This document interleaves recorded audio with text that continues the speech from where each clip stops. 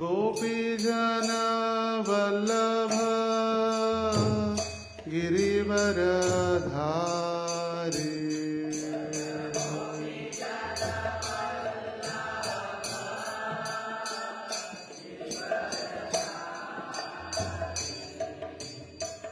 गोपीजन वल्लभ गिरिवरधारी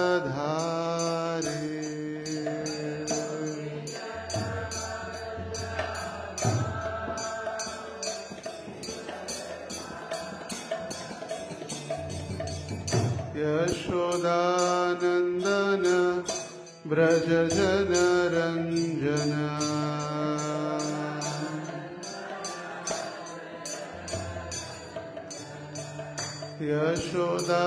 यशोदानंदन ब्रज जन रंजन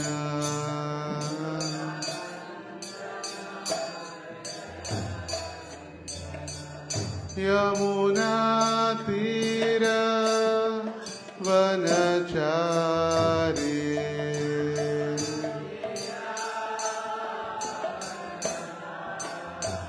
यमुना तीर वनचारी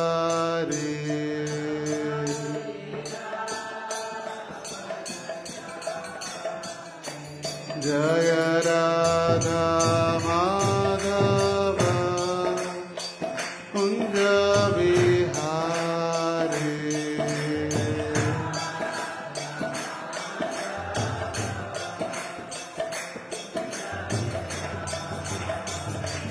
जय गोपीजन वल्लभ गिरिवरधारी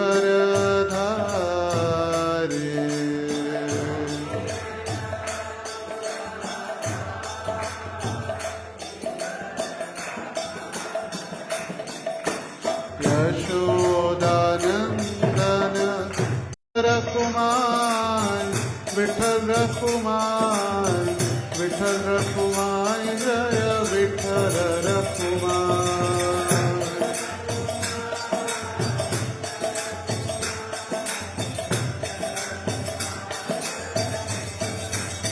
जय गौरनिताय गौरनिताय गौर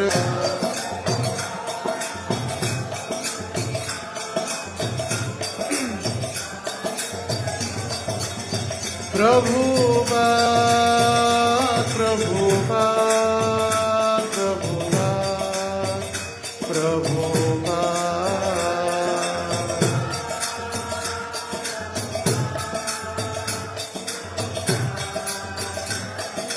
निताय गौर हरि बोल हरि बोल हरि बोल निताय गौर हरि बोल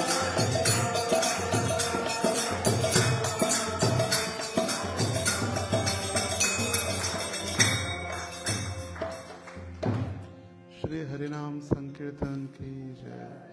समवेत गौर भक्त वृंद की जय। ग्रंथराज श्रीमद् भागवत महापुराण की जय। श्रील प्रभुपाद की जय। निताय गौर प्रेमानंदे हरि ओम नमो भगवते वासुदेवाय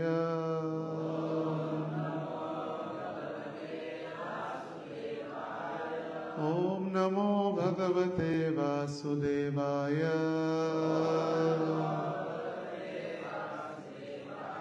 ओम नमो भगवते वासुदेवाय नारायणं नमस्कृत्यं नरं चैव नरोत्तमं देवीं सरस्वतीं व्यासं तथो जयं बुधिरये नष्टप्रायेषु भद्रेषु नित्यं भागवत सेवया भगवती उत्तमश्लोके भक्तिर्भवति नैष्ठिकीम्। कृष्णाय वासुदेवाय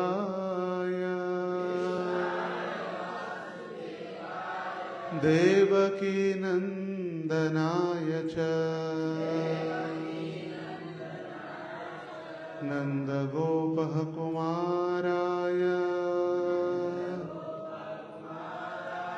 गोविन्दाय नमो नमः।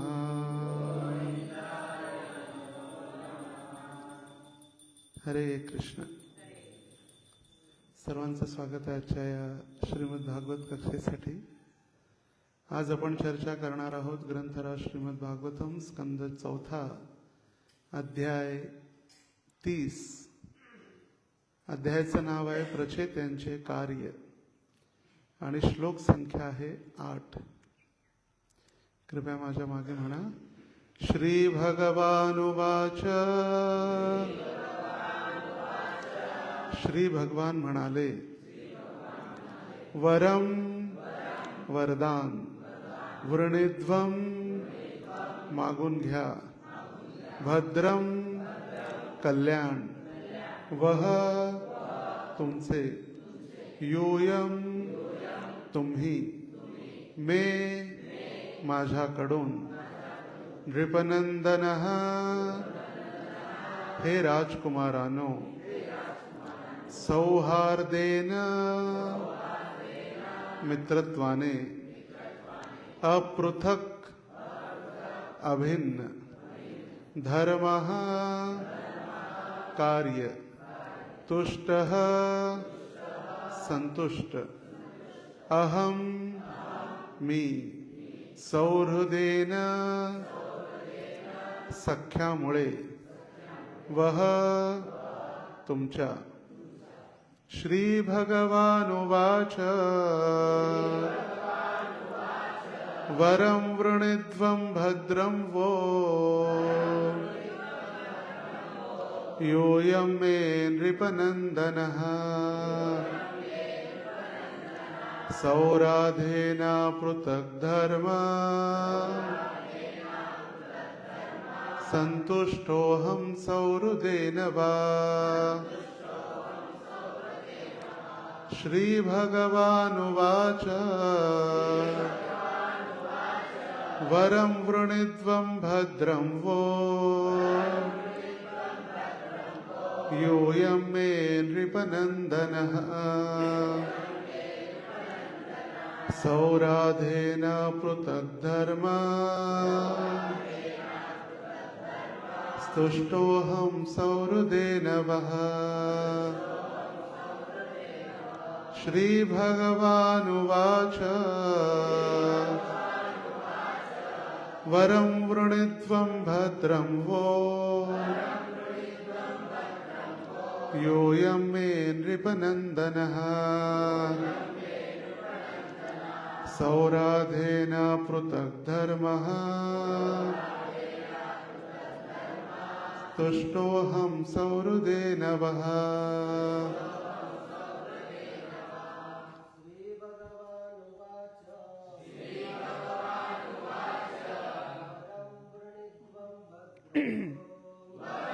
वृणीध्वं भद्रं वो यूयं मे नृपनन्दनः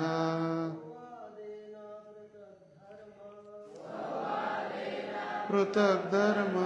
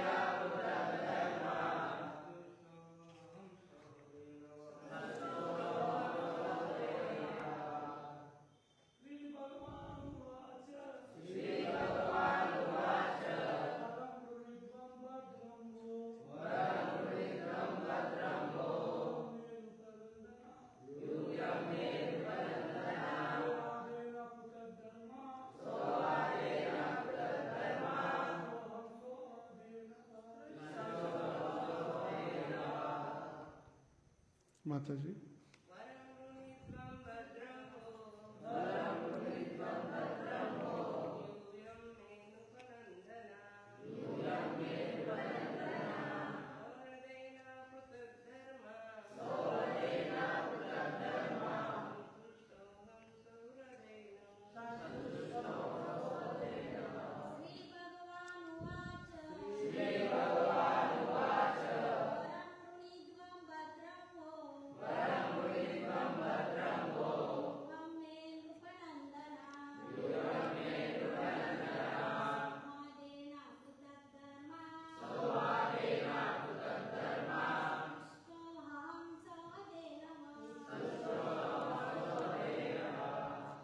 अनुवाद आणि तात्पर्य कृष्ण कृपा श्रीमूर्ती एसी भक्ती वेदांत स्वामी शिल प्रभुपादांच्या द्वारे शिल प्रभुपाद की.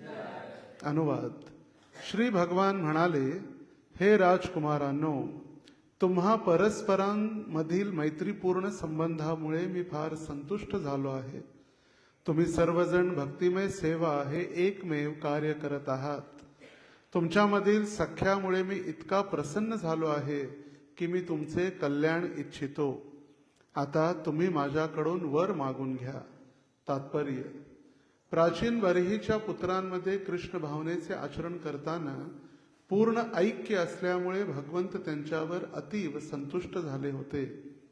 प्राचीन बर्हीचा प्रत्येक पुत्र म्हणजे स्वतंत्र व्यक्ती होता, परंतु भगवंतांची दिव्य सेवा करताना त्यांच्यामध्ये अढळ ऐक्य होते. भगवंतांच्या संतुष्टी प्रित्यर्थ त्यांची सेवा करण्याचा प्रयत्न करीत असलेल्या जीवांमधील सहकार्य हीच वास्तविक एकता होय. भौतिक जगामध्ये ऐसे ऐक्य मुळीच शक्य नाही. लोक जरी औपचारिकरित्या म्हणून अथवा सामाजिक दबाव म्हणून एकत्रित आले तरी त्यांचा प्रत्येकाचा असा स्वार्थ असतो. उदाहरणार्थ, संयुक्त राष्ट्रसंघातील प्रत्येक राष्ट्राचा व्यक्तिगत स्वार्थ असतो आणि म्हणून ती राष्ट्रे एकोप्याने राहू शकत नाहीत. या भौतिक जगामध्ये व्यक्तिगत जीवांमधील विभक्ततेची अथवा फाटाफुटीची भावना इतकी प्रबळ आहे की कृष्ण भावनामृत संघातील सदस्यांमध्ये देखील कधी कधी मतभिन्नतेमुळे आणि ऐहिक वस्तूवरील आसक्तीमुळे ते विभक्त झाल्यासारखे दिसतात. वस्तुतः कृष्ण भावनेमध्ये दोन मते असूच शकत नाहीत. स्वतःच्या पूर्ण क्षमतेनुसार श्रीकृष्णांची सेवा करणे हे प्रत्येक भक्ताचे एकमेव ध्येय असते. सेवेच्या संदर्भात मतभिन्नता असल्यास ती आध्यात्मिक समजण्यात यावी. भगवंतांची खऱ्या अर्थाने सेवा करीत असलेल्या भक्तांमध्ये कोणत्याही परिस्थितीत वितुष्ट निर्माण होऊ शकत नाही. यामुळे भगवंतांना फार आनंद होतो आणि या श्लोकात सुचविल्याप्रमाणे ते आपल्या भक्तांवर वरदानांचा वर्षाव करू इच्छितात. आपण वर्तमान प्रसंगी पाहू शकतो, भगवंत राजा प्राचीन भरीच्या पुत्रांना सर्व प्रकारची वरदाने प्रदान करण्यास त्वरित सिद्ध झाले. ओम ज्ञानतिमिरांधस्य ज्ञानांजनशलाकया चक्षुरोन्मीलितं येन तस्मै श्री गुरवे नमः. नमो विष्णुपादाय कृष्णपृष्ठाय भूतले श्रीमते भक्ति वेदांत स्वामी इति नामिने. नमस्ते सारस्वते देवे गौरवाणी प्रचारिणे निर्विशेष शून्यवादी पाश्चात्य देशतारिणे.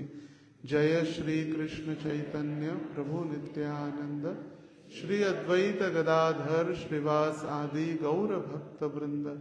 हरे कृष्णा कृष्णा कृष्णा हरे हरे, हरे राम राम राम हरे हरे. हरे कृष्ण. सर्वांचं पुन्हा एकदा स्वागत आहे आजच्या या प्रातःकालीन भागवत कक्षेमध्ये.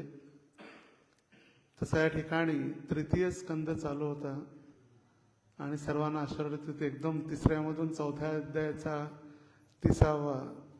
चौथा स्कंद 30वा अध्याय कुठून प्रारंभ झाला. तर हा श्लोक आपल्या श्रीमद भागवत ग्रंथामध्ये भगवंतांची कृपा प्राचीन बर्हीच्या पुत्रांनी कशा पद्धतीनं प्राप्त केली याचं वर्णन या श्लोकात आहे. आणि भगवंत त्यांच्यावर का प्रसन्न झाले हे या ठिकाणी शुकदेव गोस्वामी वर्णन करत आहेत. हा मैत्रेय आणि विदूर यांच्यातील संवाद आहे आणि विदुरांच्या प्रश्नाला मैत्रेय उत्तर देत आहेत. आता प्राचीन बर्ही हे नाव ते बर्ही महाराजांचं आहे, पण ते असंख्य काळापर्यंत त्यांनी राज्य केलं आणि अनादी काळ ते या पृथ्वीवरती राहिले म्हणून त्यांना म्हटलं प्राचीन. त्यांचं नाव बर्ही आहे, पण जास्त दिवस अनादी काळापर्यंत ते राहिले, त्यांनी राज्य सांभाळलं म्हणून प्राचीन. जसं म्हणतो ना प्राचीन मंदिर किंवा प्राचीन अर्वाचीन पुरातन काळातील, त्याच पद्धतीनं प्राचीन बर्ही यांची 10 मुलांनी केलेली ही तपस्या आहे. यांची 10 मुलं जरी वेगळी वेगळी, प्रत्येक व्यक्तीचे आचार, त्यांचे विचार, त्यांची गुणवत्ता, त्यांची कार्य करण्याची पद्धती, त्यांची विचार करण्याची शैली आणि त्यांची विचार करण्याची बुद्धी ही वेगळी असते.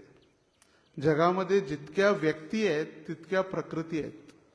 एक असते व्यक्ती, एक असते प्रकृती.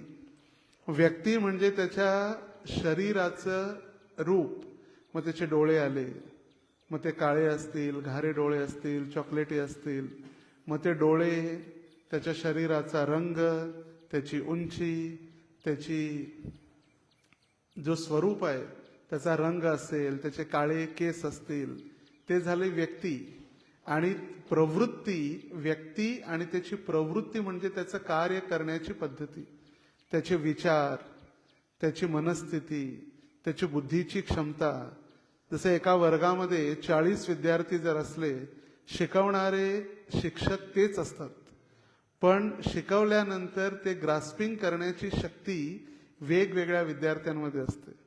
काही जणांना एकदा शिकवल्यानंतर कळतं, काही जणांना 10 वेळा शिकवल्यानंतर कळतं आणि काही जणांना किती वेळा जरी सांगितलं तरी कळत नाही. कारण का त्यांची बुद्धीची पर्याप्त मात्रा किंवा बुद्धी विकसित न झाल्यामुळे ते तसेच राहतात.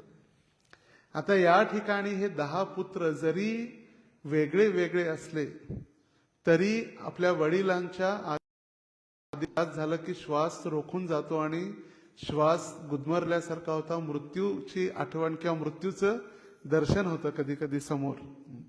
पाण्यात बुडणाऱ्या लोकांना विचारा ज्यांना पोहता येत नाही, आणि जर गाडी किंवा जर पाण्यात बुडाला व्यक्ती, तर जोपर्यंत तो बाहेर येत नाही तोपर्यंत साक्षात मृत्यू त्याला दर्शन दिल्यासारखं होतं. आता इतकी कठोर तपस्या 10,000 वर्ष यांनी तपस्या केली. भगवंतांचं स्वरूप त्यांना दर्शन देण्यासाठी भगवंत प्रकट झाले. आणि ज्यावेळी त्या प्रचेतांनी, म्हणजे 10 मुलांना मिळून एकत्र प्रचेता म्हटलं जातं. प्राचीन बर्हिषचे 10 मुलं म्हणजे प्रचेता. तर या प्रचेतांनी भगवंतांना पाहून त्यांना प्रणाम केला आणि भगवंत आता त्यांच्याशी बोलत आहेत. आणि भगवंत हा जो श्लोक आहे, श्री भगवान उवाच, साक्षात विष्णू किंवा नारायण यांचं हे वाक्य आहे. आणि या श्लोकामध्ये विशेष करून भगवंतांनी 3 वेळा सांगितलेलं आहे, मी संतुष्ट आहे, मी संतुष्ट आहे, मी संतुष्ट आहे. तुमची तपस्या बघून नाही, तपस्येचं किंवा त्यांनी कष्ट केलं, समुद्रात राहून जी तपस्या केली त्याच्याबद्दल भगवंतांनी एक शब्द सुद्धा उच्चारण केलेला नाही. एक शब्द सुद्धा. लक्ष देण्याचं किंवा एक महत्वाचा मुद्दा आहे की तपस्येबद्दल एक वाक्य, जय हो जय हो जय हो. तुमच्यासारखी तपस्या किंवा एक कठोर जी तपस्या तुम्ही केली, आणि अशी तपस्या केलेली होती, एका पायावरती उभारून दोन्ही हात वर करून 60,000 वर्ष तपस्या. आणि 60,000 वर्ष तपस्या करत करत करत संपूर्ण शरीर किड्यांनी आणि मुंग्यांनी खाऊन टाकलेलं होतं. संपूर्ण शरीरावरती वारुळाचा थर तयार झाला होता. सापाचं जसं वारुळ असतं तसं वारुळ तयार झालेलं होतं किड्या मुंग्यांचं, आणि फक्त हाडांचा सांगाडा, स्केलेटन त्या ठिकाणी उरलेला होता. पण सत्ययुगामध्ये ज्यावेळी हिरण्यकश्यप तपस्या करत होते त्यावेळी जो प्राण होता तो प्राण त्यांच्या हाडामध्ये होता. अन्नमय कोश, प्राणमय कोश आणि ज्ञानमय कोश असे वेगळे वेगळे जे कोश आहेत. आपला आहे अन्नमय कोश, आपण खाल्लं नाही तर जगणार नाही. आणि या ठिकाणी हिरण्यकश्यपूचं पूर्ण मांस, पूर्ण शरीर नष्ट झालं आणि तरी सुद्धा हाडांचा सांगाडा तसाच होता आणि त्या हाडाच्या सांगाड्यातून तो तपस्या करत होता. आणि अशी अगदी तीव्र ऊर्जा किंवा गरमी, अग्नीचा प्रवाह त्या वारुळातून बाहेर पडत होता. ब्रह्माजी त्या ठिकाणी प्रकट झाल्याने आवाज तर येत होता, तर व्यक्ती तर नाहीये, हाडांचा सांगाडा आहे. त्याने आपल्या कमड काय पाहिजे, हे अंतर आहे देवी देवतांमधील आणि भगवंतांमधील. आता भगवंतांनी 10,000 वर्ष ज्या व्यक्तींनी समुद्रात राहून तपस्या केली त्या तपस्येबद्दल एकही शब्द उच्चारण केलेला नाही. आपल्याला वाटतं आपण जेव्हा आपण काही कार्य करतो, एक अमेरिकन प्राईम मिनिस्टर होऊन गेले जुने, तर ते म्हणतात की ज्यावेळी या संसारामध्ये असे कित्येक कार्य चांगले होऊ शकतात, असे कित्येक कार्य चांगले होऊ शकतात ज्यावेळी आपण सगळेजण येऊन एकत्रित कार्य करू, पण क्रेडिट कुणाला जाणार आहे त्याची कुणाला चिंता नाही. क्रेडिट जो आहे, काय म्हणतो आपण मराठीमध्ये, त्याचं श्रेय कुणाला जाणार आहे हे त्याची चिंता नाही. सगळेजण एकत्रित येऊन कितीही चांगले कार्य होऊ शकतात, पण श्रेय जर कुणाला जाणार असेल याची चिंता नसेल तर ते कार्य आनंदाने होतील. या संसारामध्ये, भक्तिमय जीवनामध्ये देखील आपण श्रेय भगवंतांना देतो. हे भगवंतांच्या कृपेमुळे झालं किंवा भगवंतांची कृपा होती म्हणून झालं, भगवंतांच्या शक्तीने झालं. पण तेच श्रेय जर दुसऱ्या भक्तांना द्यायचं असेल तर तिथं आपलं मन तयार होत नाही. कृष्णाला देऊ शकतो पण कृष्णदासला देऊ शकत नाही. विठ्ठला एक आहे भावग्राही. भार म्हणजे फक्त भार वाढत जातो. जसं कित्येक भक्त, इतकी परफेक्ट सेवा असते पण त्या सेवेमध्ये भावना राहत नाही. आपण कुणासाठी करतो, गुरूंच्या संतुष्टीसाठी, भगवंतांच्या प्रसन्नतेसाठी, की माझ्या कार्यासाठी, की फक्त माझ्या इंद्रियांना संतुष्ट करण्यासाठी, किंवा अध्ययन करतो फक्त कशासाठी, ज्ञान वाढवण्यासाठी, विज्ञानामध्ये नाही. मला 100 श्लोक पाठ आहेत, मला पूर्ण भगवद्गीता कंठस्थ आहे, मी संस्कृतमध्ये बोलू शकतो, मला सगळी पुराणं माहीत आहेत. मग ते झालं भारवाही. जसं गाढवाच्या वरती वजन ठेवलं जातं, फक्त भार ठेवला जातो, त्या गाढवाला वाटतं की फक्त समोर जे गाजर लटकवलेलं आहे ते गाजर खाण्यासाठी मी थोडं पुढं आलो की मला ते गाजर भेटेल. कारण का ती काठी तशी लावलेलीच आहे, त्याच्या मानेवरून किंवा पाठीवरून एक काठी आणि एक गाजर लटकवलेलं आहे. त्याला वाटतं मी थोडंसं पुढं गेलं की गाजर मला खायला भेटेल. पण त्याला हे माहित नाही की इतकं वजन सोसण्यापेक्षा, त्या गाजराच्या मागे लागण्यापेक्षा जर त्या मालकाला जर मी सोडून दिलं तर बाहेर संसारामध्ये कित्येक हिरवळ वस्तू आहेत त्या मी खाऊ शकतो. पण त्याला वाटतं नाही, इतकं मी ओझं घेतो कशासाठी, फक्त त्या गाजरासाठी. त्याला म्हटलेलं आहे भारवाही. आणि दुसरा आहे भाव, जो भावनेमध्ये प्रत्येक कार्य, भलेही छोटी सेवा असेल पण ती योग्य भावनेने केल्यामुळे भगवंतांचं आदान प्रदान, त्याच्याशी जे साक्षात्कार आहेत, अनुभव आहेत, ते वेगळे आहेत. भावग्राही आणि भारवाही. तर या ठिकाणी भगवंत जे प्रसन्न झालेले आहेत त्यांचं प्रेम आणि एकोपा पाहून प्रभुपाद, एक विदेशी जो रायटर किंवा छोट्या छोट्या कथा लिहिणारे, तर प्रभुपादांनी नाव नाही लिहिलं, मग त्याच्या कित्येक कथा प्रभुपादांनी वापरल्या. त्यापैकी प्रभुपाद एक उदाहरण द्यायचे काठीचं. एक व्यक्ती वृद्ध झाला आणि त्याची मुलं प्रत्येक वेळी भांडत असायचे आणि त्या मुलांचं भांडण पाहून त्या वडिलांना चिंता वाटू लागली की कसं हे पुढे जाऊन करणार. आणि त्यामुळे त्यांनी मुलांना एकत्रित बोलवलं, म्हणलं सगळ्यांनी एक साईजच्या काठ्या घेऊन या गोळा करून. त्यांनी एक काठी घेतली, त्याच्यातली तोडली, तुटली. आता म्हणले बाकीच्या सगळ्या काठ्या काय करा, घ्या आणि त्याला चांगलं गुंडाळून बांधा, त्याचा बंडल तयार करा. आणि ज्यावेळी बंडल तोडण्याचा प्रयत्न केला तर कुणीही तोडू शकला नाही. आणि त्यावेळी त्या वडिलांनी सांगितलं, जेव्हा तुम्ही एकत्रित असणार तेव्हाच तुम्ही वाचणार, तुमची रक्षा होईल. त्याच पद्धतीनं जेव्हा आपण भक्त समुदायामध्ये एकत्र राहणार त्यावेळीच आपलं मायेपासून रक्षण होणार. नाहीतर माया कधी आपल्याला हरवू शकते, माया कधी हरवू शकते. दुसरं एक प्रभुपाद उदाहरण देतात की ज्यावेळी एक तसाच वृद्ध व्यक्ती, त्याची 4 मुलं होती आणि 4 मुलांपैकी 2 जणांचे 2 ग्रुप झालेले होते. हे 2 जणांचा एक ग्रुप, ह्या 2 जणांचा एक ग्रुप. तर एक दिवशी रात्री वडिलांची चरण सेवा चालू होती. दोघं एका बाजूला, लेफ्ट साईडला दोघं आणि राईट साईडला दोघं चरण सेवा करत होते. पाय दाबता दाबता, तर पाय दाबता दाबता एकट्याने जोरात पाय ओढून घेतला, हा माझा पाय जोडून घेतला. म्हणजे लेफ्ट वाल्याने घेतला, मग राईट वाल्याने त्यांनी ओढून घेतला आपल्याकडे. त्यांनी जोरात दाबायला चालू केलं. वडील म्हणले, काय चाललंय, पाय दाबायले की कष्ट द्यायले? तर त्यांनी जोरात दाबायला चालू केलं, त्याच्यापेक्षा जास्त जोरात ह्यांनी दाबायला चालू केले. त्यांनी एकावर बुक्की मारली तर ह्यांनी दुसऱ्या पायावर बुक्की मारायला लागली. तर सेवा तर राहिली बाजूला, ह्याने आपला जो भांडण होतं ते भांडण कुणावर आणलं? वडिलांवर आणलं. त्याच पद्धतीनं आपली ही जी संस्था आहे, ही संस्था श्रील प्रभुपादांचं साक्षात शरीर असल्यासारखं प्रभुपादांनी सांगितलं. ही संस्था माझी शरीर आहे आणि ह्या संस्थेमध्ये जेही काही भांडणं होतील किंवा वादविवाद होतील, माझ्या शरीराचे लचके तोडून टाकल्याप्रमाणे. त्यामुळे कधी कधी प्रभुपाद लिहितायत वादविवाद होतात. आता मंदिरामध्ये कोणता रंग लावायचा, पिवळा लावायचा की चॉकलेटी लावायचा, किंवा निळा पडदे लावायचे की लाल लावायचे, ते भांडणं असू शकतात. पण त्याचं एक सर्वांनी एकत्रित येऊन, पडदे महत्वाचे नाही आहेत, ती भगवंतांची सेवा महत्वाची आहे. त्या पडद्याच्या भांडणामध्ये भगवंतांना न पडदा लावता भोग लावणं हे चुकीचं आहे.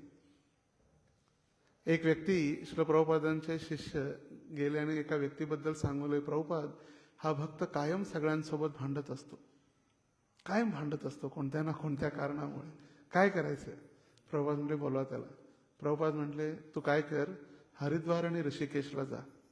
प्रभुपाद म्हटले, कशाला? तेच विचारलं, प्रभुपाद कशासाठी? म्हटले, तू इथं भक्तांसोबत कायम भांडत असतो. हरिद्वार ऋषिकेशमध्ये भरपूर मायावादी आहेत, जे कृष्ण आणि वैष्णवांचे अपराधी आहेत. मायावादी, कृष्ण अपराधी, त्यांच्यासोबत भांडत राहा, भक्तांसोबत भांडायची गरज नाही. तर आपण जर कायमच भांडण करत राहिलो तर मग सेवा संतुष्ट होणार कसं?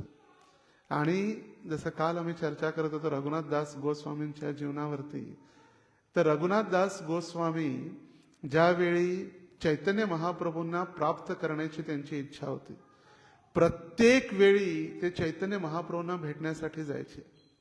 एकदा त्यांना कळालं, ज्यावेळी चैतन्य महाप्रभू शांतीपूरला आलेले आहेत अद्वैताचार्यांच्या घरी, ते घरातून पळून गेले. आता या ठिकाणी असा विचार करू नये की रघुनाथ दास गोस्वामी काही करू शकत नव्हते, त्यांना काय काम धंदा नव्हता म्हणून ते पळून जायचे. आजच्या तारखेनुसार जर पाहिलं तर प्रभुपाद म्हणायचे 2 मोठमोठ्या बोट भरून त्यांच्याकडे सोन्याची नाणी होती. त्यांचे वडील गोवर्धन मजुमदार आणि काका हिरण्य मजुमदार दर महिन्याला 20 लाख सोन्याच्या मुद्रा एकत्रित करायचे. किती? 20 लाख टॅक्स कलेक्शन, सोन्याचे कॉईन. त्याच्यातले 15 राजाला द्यायचे होते, पण ते 12 द्यायचे आणि 8 स्वतःजवळ ठेवायचे. तर अशा अगदी श्रीमंत गडगंज संपत्ती असलेले रघुनाथ दास गोस्वामी ते पळून जायचे. कशाला? चैतन्य महाप्रभूंची प्राप्ती व्हावी म्हणून. लोकांना कळते की यांना काय मंदिरात घरी काय खाय प्यायला भेटलं नाही, कामधंदा भेटला नाही म्हणून मंदिरात जाऊन राहिले, असं कधी नसतं. जेव्हा चैतन्य महाप्रभूंप्रती किंवा भगवंतांप्रती, गुरुप्रती जेव्हा श्रद्धा वाढते, त्याच वेळी तो मंदिरात एक व्यक्ती सेवेसाठी पोचतो. त्याच्याजवळ आहे नाही ही दुसरी सेकंडरी थिंग आहे. तर चैतन्य महाप्रभूंना ज्यावेळी भेटायसाठी ते गेले शांतीपूरला, त्यावेळी चैतन्य महाप्रभूंनी सांगितलं, हे मरकट वैराग्य दाखवायची आवश्यकता नाही, तू घरी जा आणि घरी राहा. ज्यावेळी वेळ येईल तेव्हा कृष्ण तुला मार्ग दाखवतील. घरी पाठवून दिलं चैतन्य महाप्रभूंनी ओरडून आणि सांगितलं, जेव्हा वेळ येईल तेव्हा तुला कृष्ण मार्ग दाखवतील. घरी आले, पुन्हा घरी सुंदर मुलीसोबत आणि तीही अशी विश्वसुंदरी असल्याप्रमाणे गंधर्व कन्या, स्वर्गातील अप्सराप्रमाणे त्यांचं लग्न लावलं तरी सुद्धा घरात लक्ष नाही. प्रत्येक वेळी नुसतं पळून जायचे. त्यांना कळालं आता पाणीहाटीमध्ये नित्यानंद प्रभू आलेले आहेत आणि नित्यानंद प्रभूंना भेटायसाठी गेले. नित्यानंद प्रभूंना भेटण्यासाठी गेले, दूर होते, दुरूनच प्रणाम केला. भक्तांनी पाहिलं, नित्यानंद प्रभूंना सांगितलं, नित्यानंद प्रभू रघुनाथ दास गोस्वामी आलेले आहेत. म्हटले चोर कुठं आहे तो चोर, घेऊन या त्या चोराला. आता नित्यानंद प्रभूंनी त्यांना चोर का म्हटलं हे नित्यानंद प्रभू स्वतः सांगत आहेत. म्हणजे चोराला घेऊन या. आणि प्रणाम केल्यानंतर त्यांनी सांगितलं, नित्यानंद प्रभूंनी म्हटले तू चोर आहे का, कारण तू डायरेक्ट चैतन्य महाप्रभूंना प्राप्त करण्यासाठी चाललेला आहे. चैतन्य महाप्रभू हे कुणाची संपत्ती आहे, नित्यानंद प्रभूंची संपत्ती आहे. आणि तू डायरेक्ट वैष्णवांना आणि नित्यानंद प्रभूंना सोडून डायरेक्ट चैतन्य महाप्रभूंच्या प्राप्तीसाठी चाललेला आहे, त्यामुळे तू चोर आहे आणि मी तुला दंड देणार आहे. म्हटलं काय दंड महाप्रभू. म्हटलं सगळ्या भक्तांना, इथं जितके भक्त आलेले आहेत, हजारो लाखो भक्त, त्यांना चिडा दही खायला घालायची सेवा. म्हटलं दंड कुठं आहे, तर माझ्यासाठी एक आशीर्वादच आहे. लाखो भक्तांची सेवा आणि पैशाची तर कमी नाही. कित्येक सुवर्ण मुद्रा दिल्या आणि जितके लाखो भक्त होते त्या सगळ्यांना चिडा दही, प्रत्येकाला 2-2 मडके, एकामध्ये दही चिडा, एकामध्ये दूध पोहे आणि शर्करा आणि केसरयुक्त दही पोहे, दूध पोहे, प्रत्येकाला 2-2 मटके. आणि लाखो भक्त झाडावरती, जमिनीवरती, बोटीमध्ये, गंगेमध्ये उभारलेले सगळे. आणि त्यावेळी सगळ्या वैष्णव प्रसन्न झाल्यानंतर, तो चिडा दही प्रसाद घेतल्यानंतर, त्यावेळी नित्यानंद प्रभूंनी आपले चरण त्यांच्या डोक्यावरती आणि छातीवरती ठेवले. आणि ही लीला झाल्यानंतर सर्व भक्त पाहू लागले की नित्यानंद प्रभू आकाशामध्ये कुणाला तरी खायला देत आहेत. आणि ते खायला दिल्यानंतर ते गायब होते चिवडा. नित्यानंद प्रभू भरू लागले तसं कुणाला तरी, आणि ते गायब होऊ लागले. त्यावेळी सगळ्यांना कळालं की चैतन्य महाप्रभू देखील प्रकट झालेले आहेत. पण दिसत कुणाला होते, फक्त नित्यानंद प्रभूंना, बाकी कुणाला दिसले नाही. आणि त्यावेळी नित्यानंद प्रभू सांगितले, ही परंपरा किंवा ही पद्धती आहे, ज्यावेळी वैष्णव प्रसन्न होतील त्यावेळी आदि गुरु किंवा गुरु नित्यानंद प्रभू प्रसन्न होतील. आणि त्यावेळी चैतन्य महाप्रभू प्रत्येकाच्या हृदयामध्ये किंवा प्रत्येकाच्या जीवनामध्ये प्राप्त होतील. आपण जर डायरेक्ट भगवंतांकडे जायचं म्हटलं, भक्तांना सोडून, आध्यात्मिक गुरूंना सोडून, कधीही आपण भगवंतांची प्राप्ती करू शकत नाही. आणि हेच वर्णन या ठिकाणी भगवंत करत आहेत. तर प्रत्येक वेळी श्रील प्रभुपादांनी देखील प्रत्येक वेळी सांगितलं, तुम्ही माझ्यावर किती प्रेम करता हे सगळ्यात महत्वाचं आहे.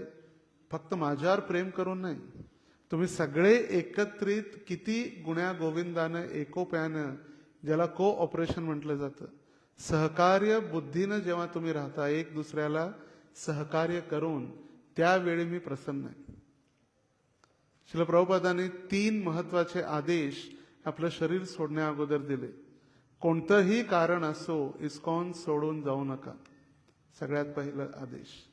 काही असो, जीवनामध्ये संकट येतील, माया परीक्षा घेईल, कली कष्ट देईल, पण संस्था सोडून जाऊ नये, हा सगळ्यात पहिला आदेश. का? कारण ही संस्था जी आहे एका नौकेप्रमाणे, एक मोठ्या जहाजाप्रमाणे आहे, आणि त्या जहाजामध्ये आपण आहोत. श्रील प्रभुपादांची ही जी बोट आहे, इस्कॉन रूपी बोट, ही भवसागरामध्ये चाललेली आहे. आणि त्या बोटचे कॅप्टन किंवा कप्तान कोण आहे? श्रील प्रभुपाद आहेत. जर कष्ट झाले, काही वादविवाद झाले, सेवेमध्ये अडथळे उत्पन्न झाले, तर आपण म्हटलं नाही मी सोडून जातो, मग बुडणार कशात? बोटीतून उडी मारल्यावर पाण्यातच जाणार आणि आपल्या भवसागरामध्ये अडकणार. त्यामुळे कष्ट होईल. त्याचं कधी कधी कष्ट फक्त आपल्यालाच होतात असं नाही, प्रत्येकाला कष्ट आहेत. मग ते मंदिरामध्ये ब्रह्मचारी, त्यालाही कष्ट आहेत, मानसिक असो, आर्थिक असो, शारीरिक असो, किंवा जे गृहस्थ आहेत त्यांना कष्ट आहेत, मुलं आहेत त्यांना कष्ट आहेत. कुणीही या जगामध्ये संतुष्ट नाहीये, कारण जग बनवलेलंच आहे कष्ट भोगण्यासाठी. आणि शांती सूत्र जर असेल, जसं या ठिकाणी सौहृदयेन, जर शांती सूत्र जर असेल, तर भगवद्गीतेच्या 10व्या अध्यायात भगवान सांगतात. कोणता श्लोक आहे? सौहृदयेन. भोक्ताराम यज्ञ तपसाम सर्व लोक महेश्वरम सौहृदम सर्वभूतानाम ज्ञात्वा माम शांती मृच्छती. सौहृदे नवा ही मित्रत्व किंवा आपुलकी हृदयापासून. इंग्लिशमध्ये फक्त आपण फ्रेंड म्हणतो, पण मराठीमध्ये मित्र आहे, बंधू आहे, आवडता मित्र आहे, जवळीक मित्र आहे. सौहृद म्हणजे हृदयापासून. प्रभुपाद जेव्हा पत्र कोणतंही लिहायचे, युअर एव्हर वेल विशर. सौहृद, मी तुमचा सुहृद आहे, हृदयापासून तुमच्यावर प्रेम करणारा, तुमचं चांगलं समजणारा. Your ever well wisher. तरी जी संसारामध्ये जितकेही कष्ट जे आहेत ते प्रत्येकाला आहेत आणि प्रत्येकाची कर्म आहेत. माझी कर्म वेगळे आहेत आणि तो प्रत्येक बसलेल्याचे प्रत्येक कर्म वेगळे आहेत. आणि ते कर्म किंवा कर्माची गती ही एका प्रश्नपत्रिकेप्रमाणे. प्रत्येकाला भगवंतांनी एक एक प्रश्नपत्रिका लिहून ठेवलेली आहे. आपण काय करतो, आपण प्रश्नाचं उत्तर देण्याऐवजी आपण दुसऱ्याची कॉपी करायला बघतो. त्याच्या जीवनात काय चाललंय, तो कसा आहे, आणि ते लिहून घेता घेता मग आपण नापास होऊन जातो. कारण प्रत्येकाची क्वेश्चन पेपर वेगळे आहे. समजू नका प्रत्येकाला एकच क्वेश्चन पेपर दिलेले नाही. 84 लाख योनीमध्ये जितके जीव आहेत प्रत्येकाची क्वेश्चन पेपर वेगळी आहे. त्यामुळे आपण दुसऱ्याचा कॉपी करतो, त्याचं बघून मी लिहितो, आपण नापास होणार. त्यामुळे प्रत्येकाच्या कर्माच्या गतीनुसार आपल्याला आपली बुद्धी, आपली शारीरिक शक्ती, शारीरिक क्षमता, सहनशीलता आणि ती बौद्धिक बुद्धी वापरून सेवा करण्याची शक्ती आहे. प्रत्येक जण अधिकारी बनू शकत नाही, प्रत्येक जण जीबीसी बनू शकत नाही, प्रत्येक जण गुरु बनू शकत नाही, पण आपण प्रत्येक जण सेवक बनू शकतो. आणि ज्या भावनेनं या ठिकाणी भगवंत म्हणत आहेत की तुम्ही एकत्रित येऊन जी माझी सेवा केली किंवा माझी प्राप्ती केली त्यामुळे मी प्रसन्न आहे. तर सगळ्यात पहिला जे प्रभुपाद आदेश दिले की कोणतेही कारण असो की इस्कॉन सोडून जाऊ नये. Number 2, GBC is the ultimate authority. UMA GBC किंवा जे अधिकारिक वर्ग जो आहे, इस्कॉनमध्ये 2 वर्ग चालतात, एक अधिकारिक वर्ग आणि एक आध्यात्मिक. ते दोन्ही महत्वाचे आहेत आणि दोन्हीचे प्रमुख श्रील प्रभुपाद आहेत. जसं जर खालून जर गेलं तर सगळ्यात पहिला पथप्रदर्शक गुरु, मग शिक्षा गुरु, दीक्षा गुरु, श्रील प्रभुपाद. मग त्याच्यामध्ये मध्ये काउन्सिलर वगैरे आले. जे आध्यात्मिकमध्ये पहिले शिक्षा गुरु म्हणजे काउन्सिलर आले. इथं मॅनेजमेंट लाईनमध्ये सगळ्यात पहिला temple commander, temple manager, TMC, त्याच्यानंतर temple president, regional secretary, zonal secretary, GBC आणि श्रील प्रभुपाद. तर हे दोन्ही महत्वाचे आहेत. असं म्हणू शकत नाही आम्ही की प्रभुपाद मी तुमच्याशी भरपूर प्रेम करतो. प्रभुपाद म्हणाले असे कित्येक मूर्ख आहेत जे म्हणतात की फक्त मी प्रभुपाद तुमच्याशी प्रेम करतो पण तुम्ही तयार केली जीबीसीला मी मानत नाही, म्हणजे ढोंग आहे. प्रभुपादांनी जीबीसी केली कशासाठी? हा एक ग्रीक शब्द आहे. जीबीसी गव्हर्निंग बॉडी कमिशन हा ग्रीक देशातून वापरलेला शब्द आहे. श्रील भक्ती सिद्धांत सरस्वती ठाकूरांची इच्छा होती की जे 64 गौडीय मठ जे बनवले त्याच्यामध्ये एक आचार्य किंवा एक अधिकारी न होता सगळ्यांनी मिळून निर्णय घ्यावे. पण त्यांचा आदेशाचं पालन न झाल्यामुळे श्रील भक्ती सिद्धांत सरस्वती ठाकूर 1 जानेवारी 1936 साली त्यांनी देहत्याग केला. आणि त्याच्या 3 दिवसानंतर गौडीय मठामध्ये 2 भाग झाले, एक आचार्य बनण्यासाठी आणि एक अधिकारी बनण्यासाठी. 3च दिवसात त्यांचे 27 संन्यासी शिष्य होते. शेवटपर्यंत संन्यास आश्रमामध्ये राहिले, पण सगळी विभागणी झाली, प्रचार झाला नाही. गौडीय मठ हळूहळू विभागणी झाली आणि एक चैतन्य गौडीय मठ जो होता त्याच्यामध्ये कित्येक भाग पडले. चैतन्य गौडीय मठामध्ये मग सारस्वत मठ, गदाधर पंडित मठ किंवा असे वेगळे वेगळे वेगळे वेगळे मठामध्ये विभागण्या होऊ लागल्या. पण त्या उलट श्रील प्रभुपादांनी जी जीबीसी तयार केली गुरु महाराजांचा आदेश प्राप्त करून, कित्येक संन्यासी काही कारणास्तव प्रभुपाद गेल्यानंतर टिकले नाही किंवा राहिले नाही संस्थेमध्ये, पथभ्रष्ट झाले. तरी सुद्धा संस्था डळमळीत झाली नाही, ती तशीच टिकून राहिली. का? कारण सगळेजण एकत्रित होते म्हणून. अधिकारी सगळे एकत्रित प्रभुपादांच्या आदेशाचं पालन करत होते म्हणून. प्रभुपाद ज्यावेळी गेले त्यावेळी किती संकट आलेत हे त्यांनाच माहित आहे. प्रभुपादांच्या शिष्यांना त्यांना ते सगळा जो एक कुटुंब कसा विस्कळीत झाला. कारण कित्येक जण फक्त प्रभुपादांना बघूनच संस्थेमध्ये आलेले होते. स्वामीजींच्या प्रेमासाठी संस्थेमध्ये सेवा करत होते आणि प्रभुपाद नाहीत, हे प्रभुपाद आपल्यामध्ये राहिले नाही हे ते विचार सुद्धा करू शकत नव्हते. आपल्याला माहित असेल, एक गुरुदेव प्रभू म्हणून गेल्या वर्षी आलेले आपल्या ब्रह्मोत्सवासाठी. कल्याणमध्ये राहतात, पती पत्नी गृहस्थ आहेत. गुरुदेव प्रभू श्रील प्रभुपादांचे शिष्य आहेत. तर ते प्रभुपादांकडून त्यांनी दीक्षा वगैरे घेतली 71-72 साली. आणि 77ला जेव्हा त्यांना कळालं की प्रभुपादांनी शरीर सोडलेलं आहे, 77 पासून 2023 पर्यंत ते वृंदावनलाच गेले नाही. त्यांना सहनच होऊ शकलं नाही की प्रभुपाद नाहीत आणि मी वृंदावनला जाणार आणि तिथं प्रभुपादांची समाधी मी बघू शकणार नाही आणि मी सहन करू शकणार नाही. वृंदावनलाच गेले नाही. किती वर्ष झाले? 77 ते 2023, 46 वर्ष.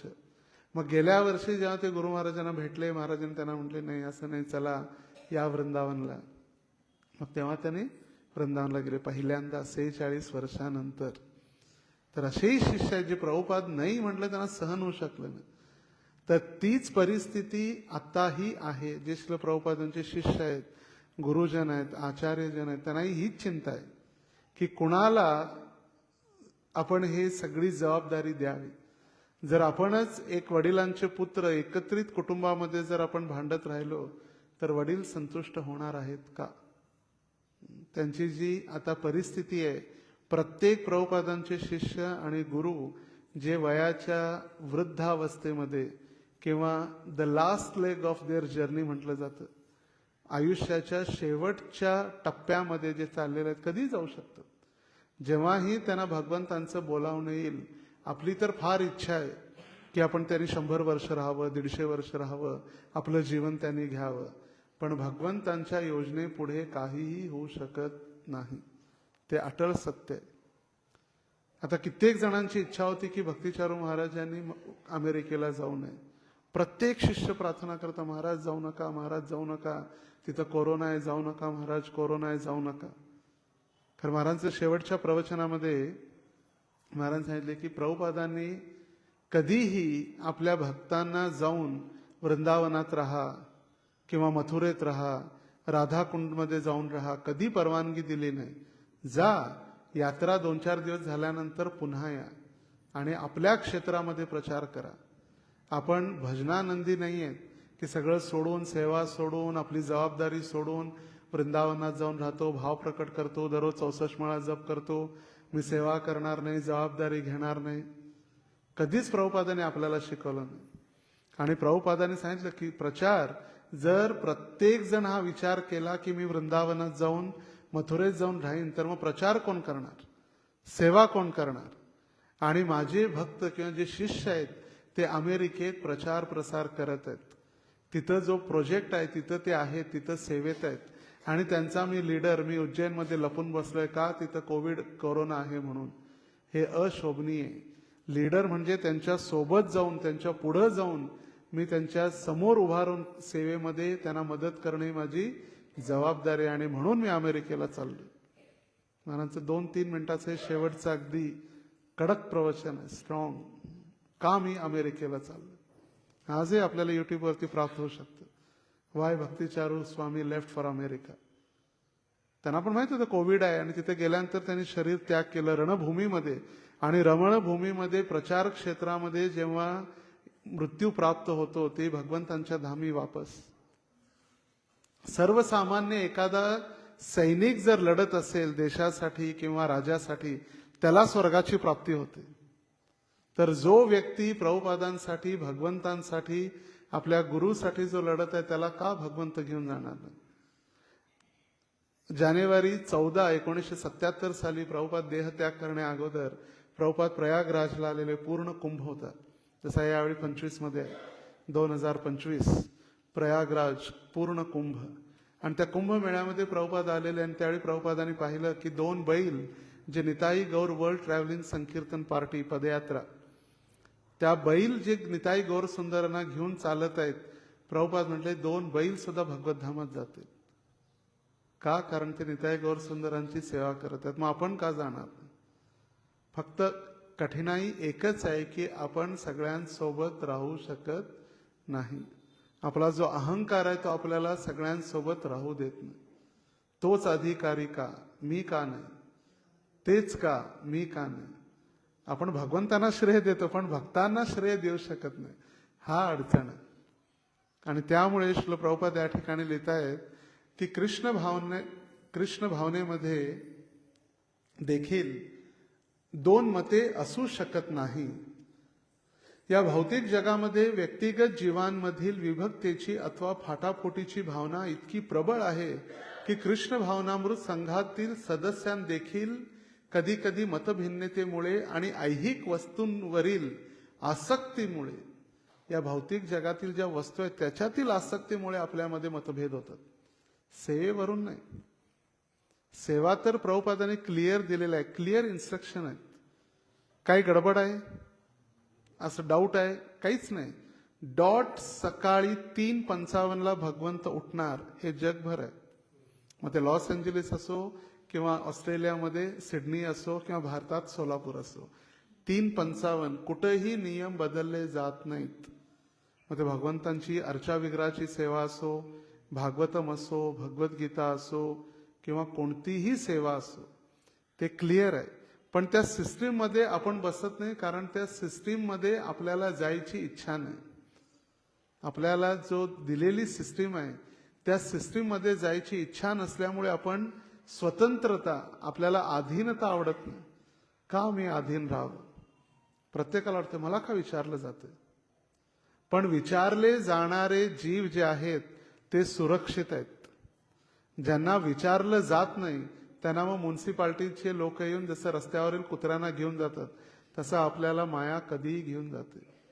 आपल्याला वाटते की का आपल्याला विचारलं जातं, का विचारलं जातं जप झाले का विचारलं जातं का सेवा करत नाही. हे विचारलं आपलं सौभाग्य आहे की आपल्याला कुणीतरी वाली आहे, आणि त्यालाच म्हटलेलं आहे अनुगत्य किंवा काउन्सिलिंग सिस्टम. आणि म्हणून प्रत्येकाच्या जीवनामध्ये एक मार्गदर्शक असणं आवश्यक आहे. फक्त दीक्षेच्या फॉर्मवरती काउन्सिलरचं नाव लिहा यासाठी नव्हे. प्रत्येकाच्या जीवनामध्ये विचारणारा पाहिजे कुणीतरी, तो का उठला नाही बाबा. तसं आजच गुरु महाराज सकाळी सांगत होते की उद्यापासून जो सत्संग किंवा विशेष करून जो शरद पौर्णिमेपासून कार्तिक जो चालू होणार आहे, प्रत्येकाने आपापल्या कुटुंबामध्ये मंदिरामध्ये इष्ट गोष्टी घेऊन आपण कशा पद्धतीनं हा कार्तिक पालन करणार आहे, कोणते आपण नियम घेणार आहे हे आपण ठरवणं गरजेचं आहे. काय आपण घेणार आहे? नाही नाही नाही मी हे नाही करणार, ते नाही करणार, ते नाही करणार, चांगली गोष्ट आहे. पण चांगलं काय करणार हे महत्वाचं आहे. मी उद्यापासून भात सोडणार, मी उद्यापासून स्वीट सोडणार, मी उद्यापासून हे सोडणार, चांगली गोष्ट आहे. पण करणार काय? मी अधिक काय करणार ह्याची व्हॅल्यू आहे. मी कोणत्याही वैष्णवाप्रती अपराध करणार नाही. मी दररोज सकाळी न चुकता मंगल आरतीला येणार. मी मंगल आरतीला येत होतो, पण कधी 4:30ला कधी 5ला न चुकता मी 4:30च्या आत मंदिरात येणार. मी दररोज 16 माळा करत होतो तर मी 20 माळा करणार. मी दररोज 1 पान वाचत होतो, वाचतच नव्हतो तर मी दररोज 10 मिनिटं वाचणार. दुर्भाग्य हेच आहे की प्रभुपादांनी आपल्याला सगळं दिलेलं आहे, आपण ती सिस्टीम फॉलो करत नाही. जे व्यक्ती किंवा जे भक्त दररोज ग्रंथांचं अध्ययन, भक्तांच्या संगतीमध्ये भागवत श्रवण, आपली नाम साधना व्यवस्थित करतात, त्यांच्या सेवेमध्ये कधीही अडथळा उत्पन्न होत नाही. पण हे जे करत नाहीत त्यांनाच वाटते की का, आणि मग तिथंच सेवा मग डळमळीत होते. कारण श्रवण केल्यामुळेच तर हृदय शुद्धीकरण होणार आहे. कथेमध्ये बसायची इच्छा नाही, कीर्तनात भाग घ्यायची इच्छा नाही. कीर्तन चालू झाल्यानंतर वाटतं नवीन भक्तांसाठी ती कीर्तन पार्टी, ते लोक बँजो पार्टी ते वाजवतात.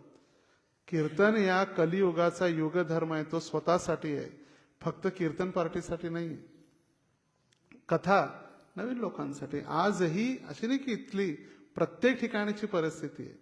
जेही व्यवस्थापक किंवा जे तथाकथित सिनियर ज्यांना आपण म्हणतो त्यांना वाटते कथा चालली, आपण भरपूर ऐकली कथा. पण ती प्रत्येक वेळेची कथा कर्णरंध्रातून हृदयामध्ये जाऊन ती आपलं कार्य करत असते. मग ती कुणी करणारा असो, कथा नवीन असो जुना असो, कारण हे व्यासदेवांचे जे प्रतिनिधित्व करणारं व्यासासन जे आहे त्यावरती बसल्यानंतर तो व्यक्ती तेच बोलतो जे भगवंतांना बोलून घ्यायचं. कारण प्रत्येकाच्या हृदयामध्ये जे परमात्मा आहेत ते परमात्माच त्याला गाईड करत असतात. त्याच्या शिक्षणामुळे, त्याच्या वागणुकीमुळे किंवा त्याच्या वयामुळे कधी फरक नाही पडत. अरे हा काय मला शिकवणारा, तर 20 वर्षाचा आत्ता हा माझ्या समोर भक्तीत आलेला आपल्याला वाटतं. पण एक आहे ज्ञानवृद्ध आणि एक आहे वयोवृद्ध. वयोवृद्ध तर आपण होतच असतो. प्रत्येक उगवता सूर्य आणि मावळता सूर्य आपल्याला मृत्यूच्या जवळ घेऊन चाललेला आहे. प्रत्येक दिवशी आपण म्हातारे होत चाललेलो आहे. त्याला कुणीही थांबू शकत नाही. अरे फक्त म्हातारे झाले, म्हातारे तर झालेले भरपूर आहेत पण ज्ञानच नाही. भागवतच्या 2ऱ्या स्कंदाच्या सुरुवातीलाच प्रभुपाद एका तात्पर्यामध्ये उदाहरण देतात की अमेझॉन किंवा आफ्रिकेमध्ये जी झाडं आहेत ती 5-5 हजार वर्ष जगतात आणि चैतन्य महाप्रभू किंवा मध्वाचार्य हे 48 वर्ष आणि 45 वर्ष राहिले. याचा अर्थ असा नाही की त्यांची काही किंमत नाही, त्या झाडांची किंमत आहे का, कारण ते 5000 वर्ष टिकतात. फक्त जीवनामध्ये वय वाढवून कधी चालत नाही. मी कधी सांगत असतो आपल्या संस्थेमध्ये देखील 2 प्रकारचे सिनियर्स आहेत. एक सिनियर आणि एक सिनियर्स. म्हणजे जो खरोखर एक वरिष्ठ आहे ज्याने आपलं जीवन गुरु आणि कृष्णाच्या सेवेमध्ये लावून तो पुढा गेलेला आहे. आणि एक आहे सिनियर्स, म्हणजे फक्त त्यांनी वर्ष बघितलेलं आहे.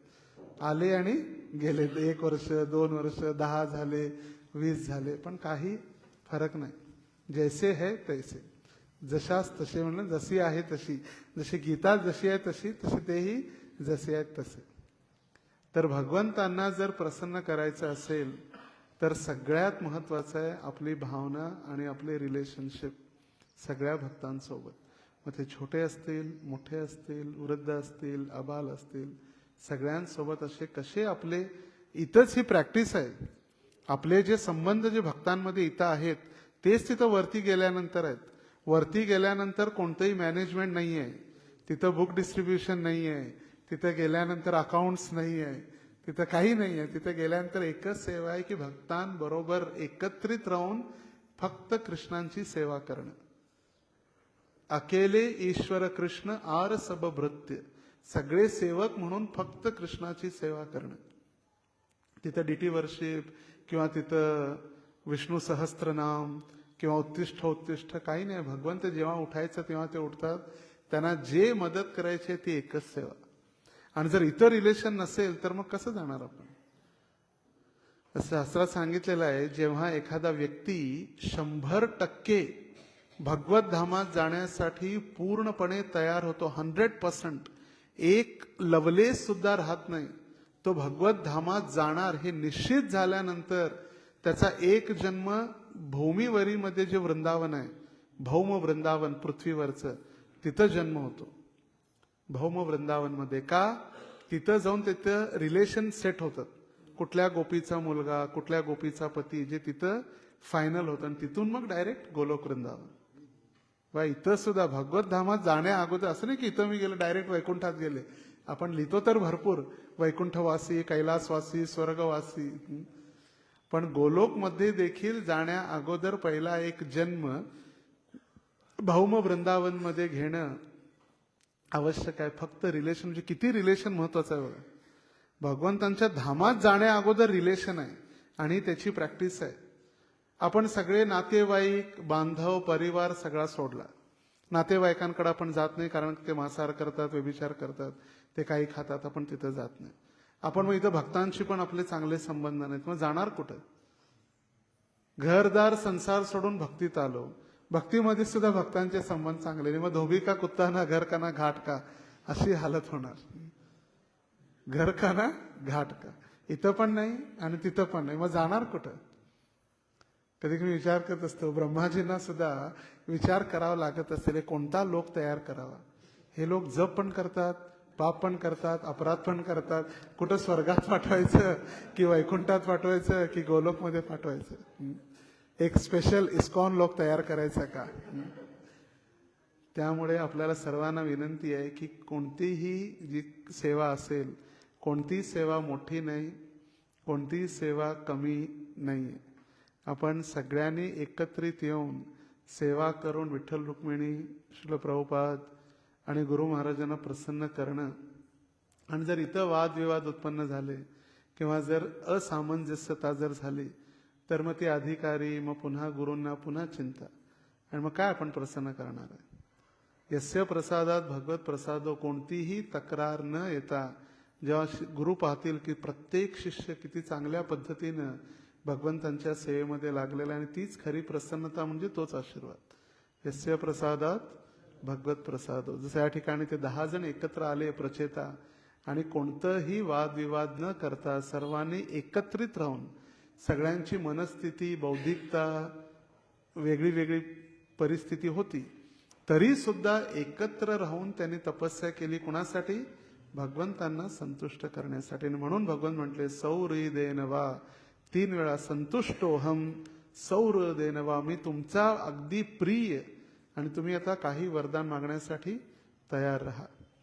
हरे कृष्णा कृष्णा कृष्णा हरे हरे, हरे राम राम राम हरे हरे.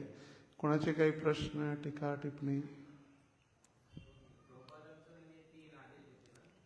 हा, मी 2 सांगितले. पहिला होता की कोणत्याही कारणास्तव इस्कॉन सोडू नका. दुसरा जीबीसी इज अल्टिमेट ऑथॉरिटी.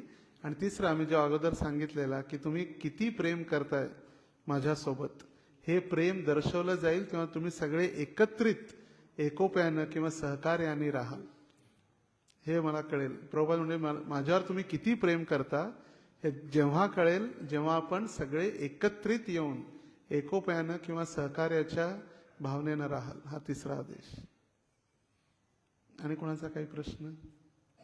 तर आज शरद पौर्णिमा चालू होणार आहे संध्याकाळपासून.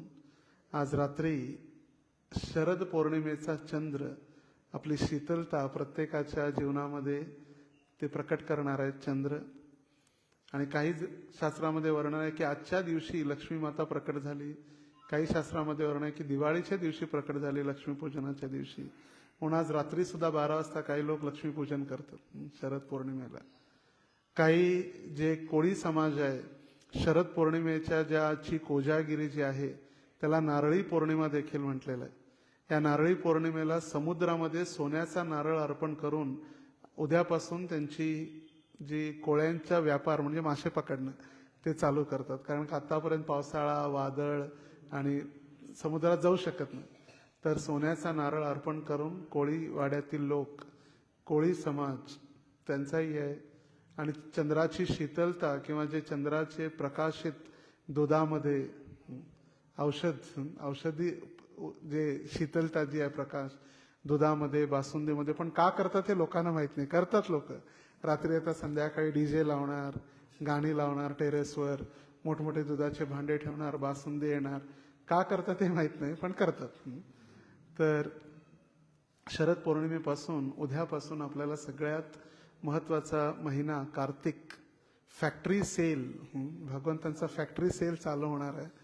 तर प्रत्येकासाठी अधिक साधना, भक्ती, भजन. तसं महाराज सांगतो त्या सकाळी की प्रत्येक जण मंगल आरतीचा अटेंडन्स वगैरे चालू करा, जप अधिक चालू करा, भागवत कथा चालू करा. आणि उत्सवच उत्सव आहेत. आणि विशेष तर आपल्यासाठी तर आपला ब्रह्मोत्सव पण कार्तिकमध्ये आहे, आणि आपले भगवंत सुद्धा दामोदर आहेत. 365 दिवस आपण दामोदरांची सेवा करत असतो. तर पुन्हा एकदा सर्वांचं धन्यवाद. आणि ब्रह्मोत्सवाची देखील तयारी करायची आपल्याला. उत्थान एकादशीला भगवंत 3 वर्षाचे होतील. तसं कोणाच्या घरी बर्थडे असतो, कोणाच्या घरी लग्न असतं, तयारी चालू असते ना, महिने तयारी चालू असते. तशी आता आपली 1 महिना सुद्धा राहिलेला नाही. आज तारीख किती? 16. पुढच्या 12 तारखेला उत्थान एकादशी आणि ब्रह्मोत्सव आहे. तर सर्व भक्तांनी देखील आपल्या भगवंतांची, माझ्या दामोदराची, प्रत्येकाला जर वाटलं माझे दामोदर, मी दामोदराचा आणि दामोदर माझा, बस. तर प्रत्येकाने एकत्रित येऊन आपण सेवा करू, ज्यामुळे निश्चित राधा दामोदर शिल प्रभुपाद आणि आपण गुरु महाराजांना प्रसन्न करू.